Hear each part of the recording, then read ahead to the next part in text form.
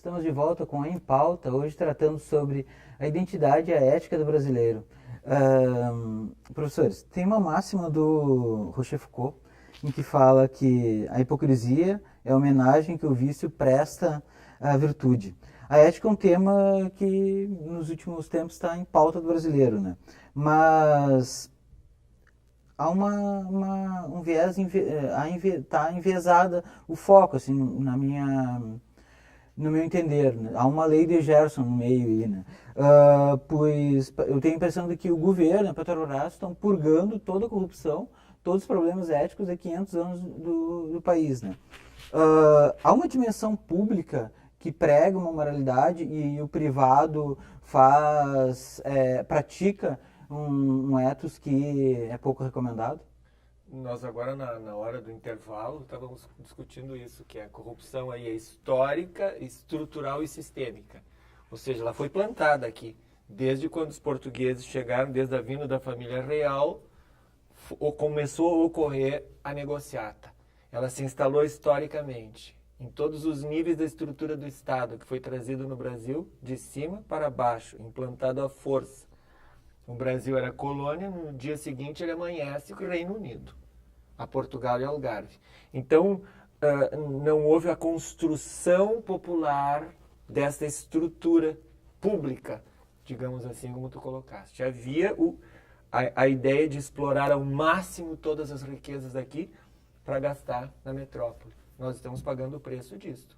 Agora, afirmar que é somente neste período dos governos petistas que isto ocorre é um absurdo completo.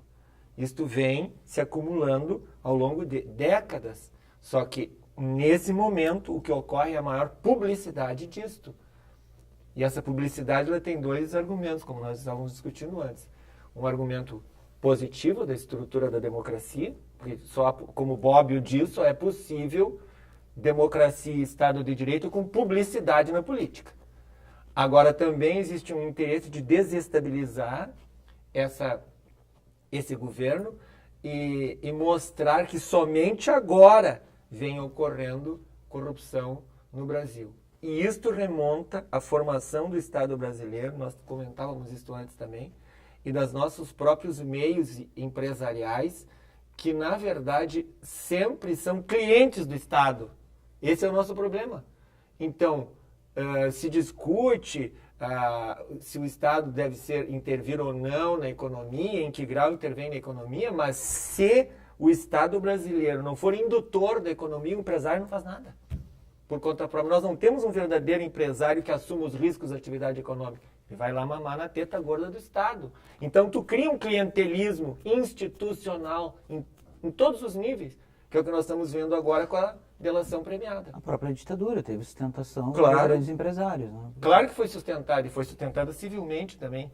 A ditadura não foi só militar, né? Foi civil, militar. Havia segmentos da Igreja Católica Conservadora que sustentavam a ditadura.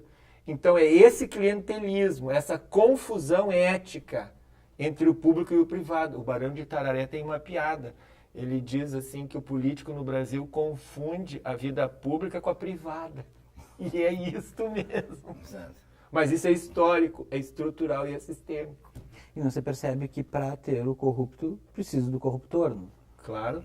E pela primeira vez na história brasileira, o corruptor empresário se apresenta.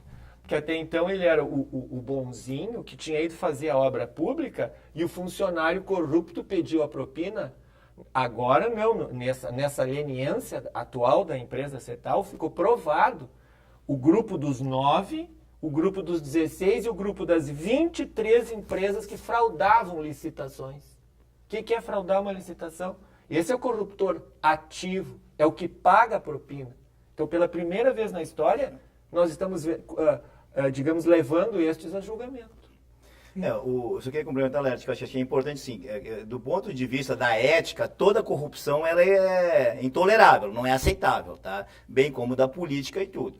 Eu acho que o Brasil, nos últimos tempos e agora, está com essa discussão muito forte sobre a ética.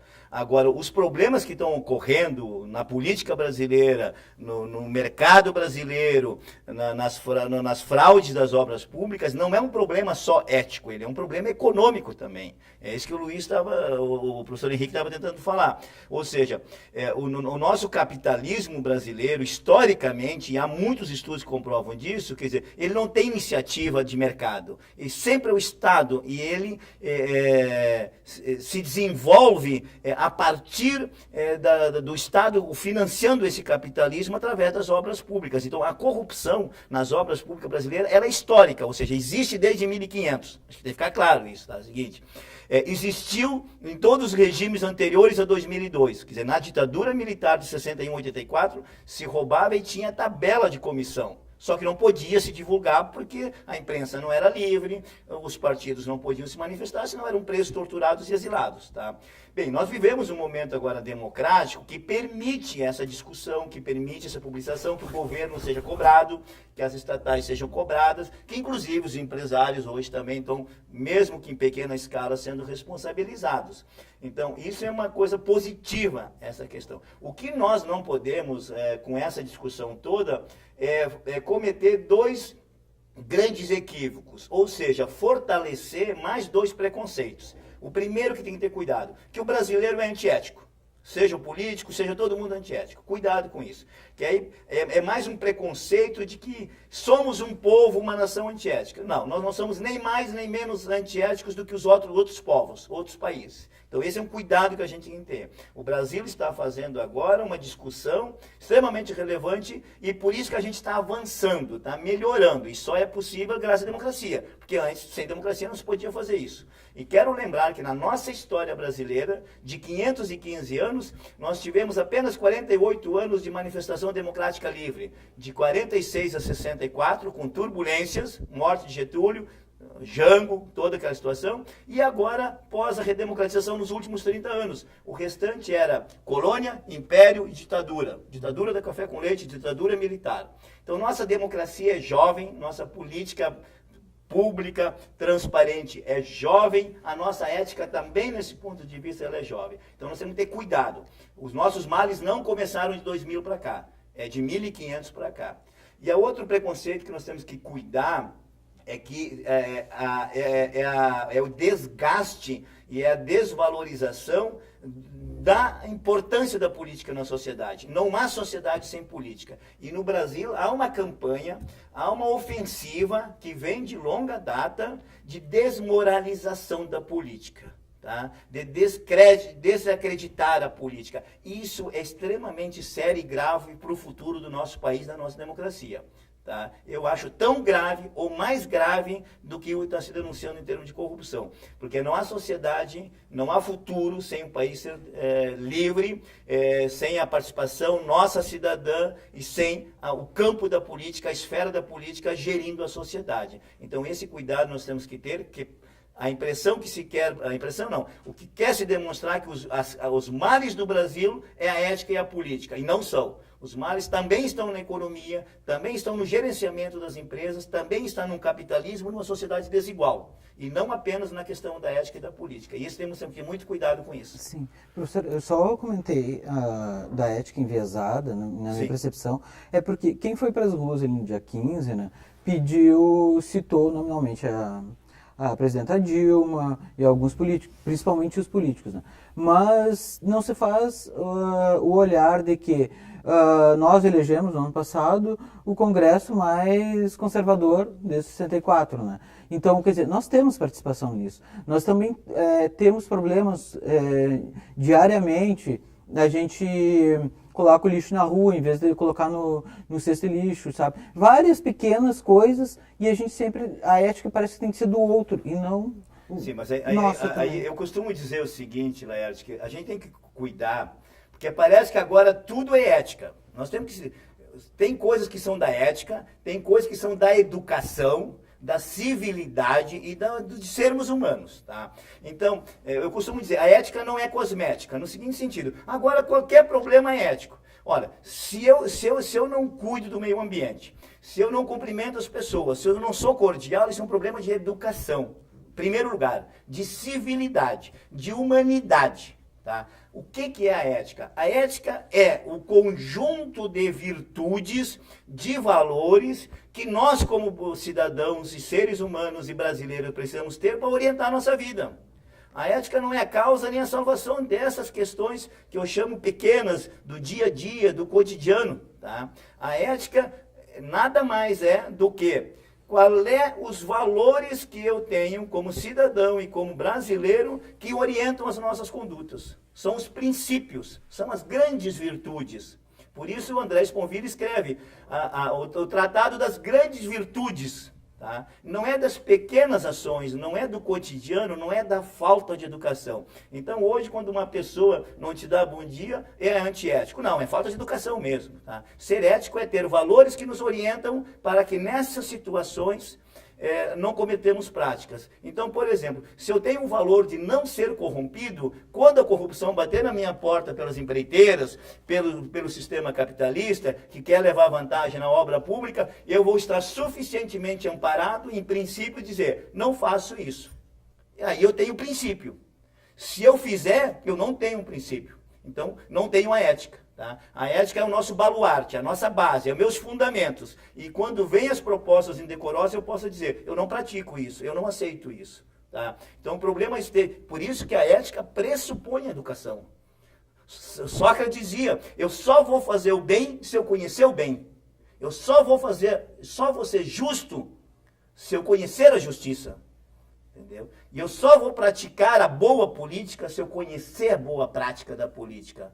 Tá? Então, por isso que a ética é vinculada ao nosso desenvolvimento educacional, nossa sabedoria, a nossa inteligência. Como isso foi negado a 90% da população brasileira, nós somos ainda jovens desse ponto de vista, e isso a gente tem que ficar claro. Senão a gente vai achar que agora a salvação está na ética. Não.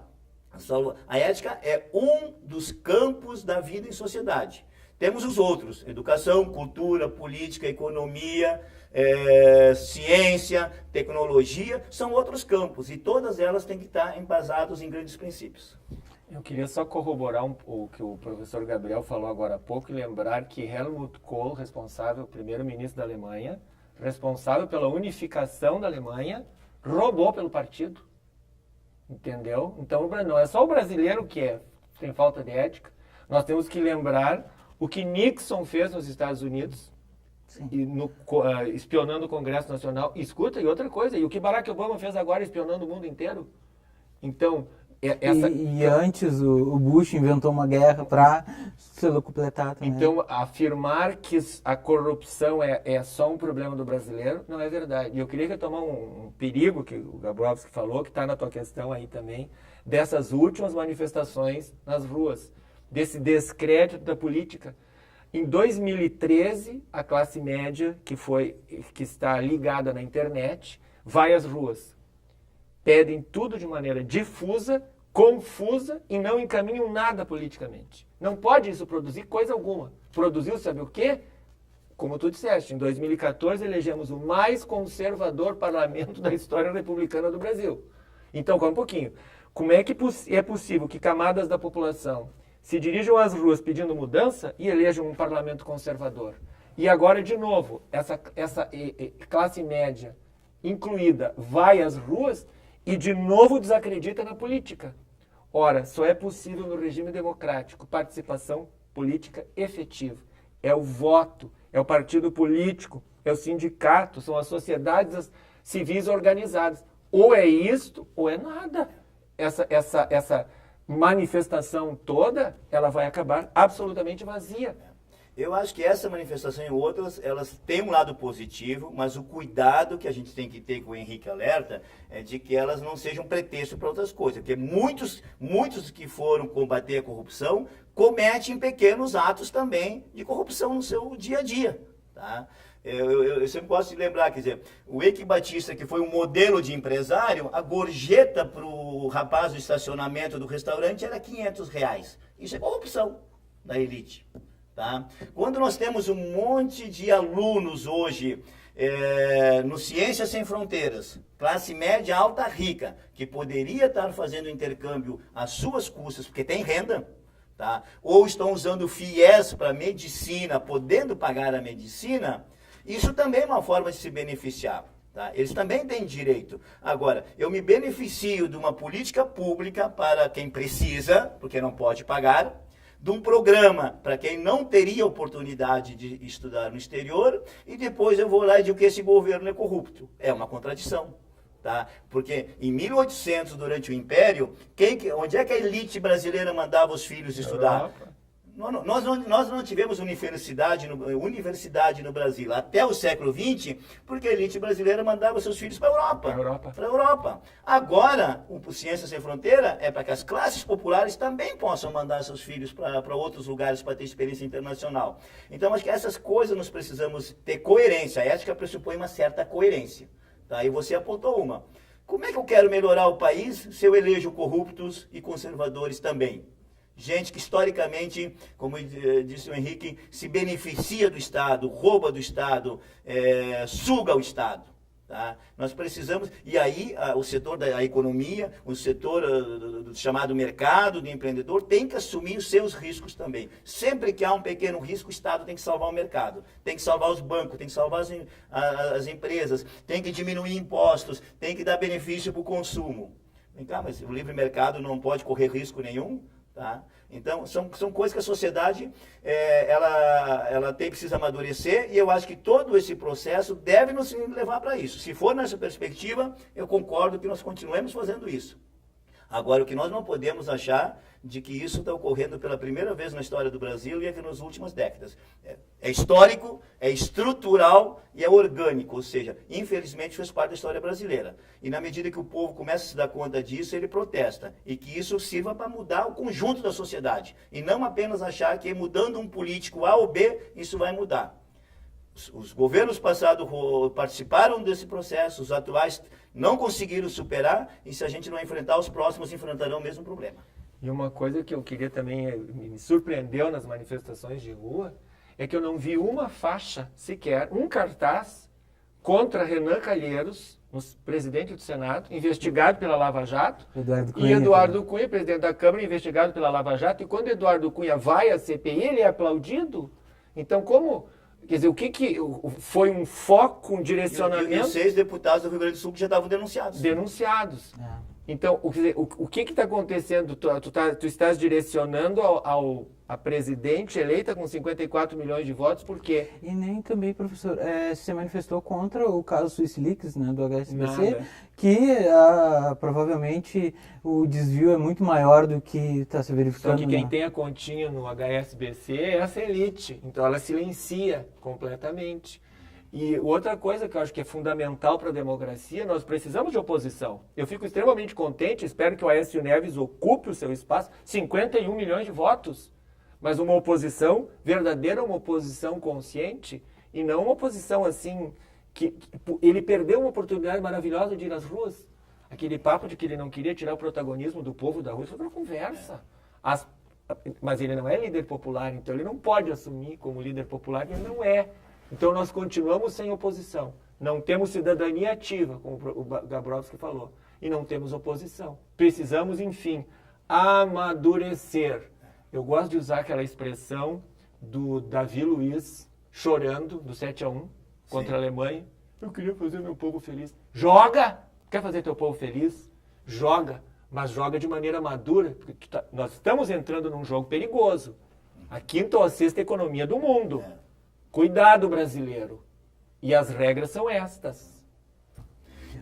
E o amadurecer que o Henrique coloca é o seguinte, quer dizer, é uma democracia jovem que precisa amadurecer. Os avanços que nós precisamos produzir nesse país tem que ser pela via democrática, pelo respeito ao Estado de Direito, pelo respeito às eleições e pela construção da democracia, tá? Então, essas manifestações que também estão ocorrendo nesse bojo, pedindo retorno de regimes autoritários, engrandecendo líderes que foram, inclusive, na nossa história, torturadores, tá? Ou mesmo hoje políticos que defendem práticas antidemocráticas, e isso é um sinal de que precisamos estar alertas, tá? As mudanças têm que vir conforme nos últimos 30 anos estamos construindo, com participação, com eleições, com democracia, com respeito às autoridades. Isso é fundamental, tá? As autoridades eleitas têm que ser respeitadas. Quando não merece o nosso respeito, na próxima eleição vamos eleger outros, tá? Agora, esse Congresso que está em Brasília foi eleito em outubro de 2014, tá? E é o mesmo que está lá desenvolvendo esse conjunto de práticas. E é um congresso majoritariamente reeleito. A nossa classe política, eu que tenho 52 anos, eu vejo os mesmos políticos desde que eu entendo de política. A grande maioria permanece. Os nossos deputados, a maioria é reeleito pela terceira e quarta vez. Nós tivemos um senador 32 anos. Nós temos hoje um senador do Rio Grande do Sul, o Paim, que já é na terceira legislatura, vai para 24 anos. Nós temos deputados no 5º mandato. Então, nós somos responsáveis por quem está lá, sim, porque nós elegemos e reelegemos os mesmos. Sim. Professor, uma última pergunta, né? A extrema-direita no Brasil, ela é minoritária, né? Mas ela faz muito barulho, né? E esse estardalhaço que ela está fazendo, ela não está dissolvendo, deteriorando o diálogo e a tolerância. Em cima disso também, uma outra questão. A gente está vivenciando o ápice de uma luta de classes no país? Eu não sei ainda se uma luta de classes, mas eu tenho que alertar que a extrema-direita ela é minoritária, mas ela é poderosa, ela detém os mídias, ela detém os meios econômicos e ainda a nossa falta de maturidade política geral do povo brasileiro, nós somos muito manipuláveis. Entende? E agora nós estamos vendo esse fenômeno da comunicação, das redes sociais, esse fenômeno comunicacional de massa, e nós não estamos pensando criticamente, porque, como disse o Gabriel, nós não fomos, como povo, ensinados a pensar criticamente. Então, por minoritário que seja este grupo, é um grupo muito poderoso, um grupo muito bem articulado, e um grupo que planeja as suas estratégias, as suas ações deliberadamente, contando com o analfabetismo político que eles mesmos geraram na história brasileira. Então, alerta o povo brasileiro, a tua pergunta está excelente, cuidado, quem é que está convocando as manifestações nas redes sociais? Quem é que está por trás desse processo? Quais são os interesses que estão por trás desse processo? Quem está manipulando? Quem está manipulando? Historicamente, eu quero lembrar 2 fatos que mostram que houve também movimentos muito similares com isso. Em 54, quando Getúlio suicida, e quem não assistiu, eu recomendo assistir o filme O Getúlio, que mostra como que essa pequena elite, expressa na mídia e algumas estruturas da sociedade, o pressionou a tal ponto que ele só teve uma saída. Ou ele era humilhado ou ele se matava. Ele optou pelo caminho do suicídio. Em 64. Em 64 tivemos o mesmo movimento com essa mesma mídia. Essa mídia hoje, que chama para as ruas, que convoca no domingo o dia todo, é a mesma que ajudou a derrubar Getúlio em 54, não queria Jango em 64, apoiou o golpe militar, apoiou o golpe militar, e que hoje está tentando fazer também uma intervenção na política brasileira. Tá? Aos brasileiros, o caminho é pela participação política e não pela manipulação, seja de quem for. Da mídia, de partidos, de grupos, de interesses. Esse cuidado é fundamental. A democracia pressupõe consciência e protagonismo do cidadão, e não ser manipulado pelas outras forças. E aí é o problema que eu referi anteriormente. A nossa política ela tem que ser valorizada e não desprestigiada. Tá? Ela tem que ser respeitada e não desconstituída. E aí o debate na sociedade, nas universidades, na mídia, como vocês estão fazendo aqui, ele é fundamental. Tá? O debate da boa política, da boa participação, para evitarmos que o brasileiro seja novamente massa de manobra de alguns interesses. Ok, muito obrigado, professores. Infelizmente o programa está chegando no seu final, até já estouramos o tempo, né? Mas muito obrigado, acho que foi muito esclarecedor sobre as questões da identidade e da ética do Brasil. Muito obrigado, professor Gabriel, professor Henrique, muito obrigado. O Em Pauta fica por aqui, retornamos na próxima semana. Tchau!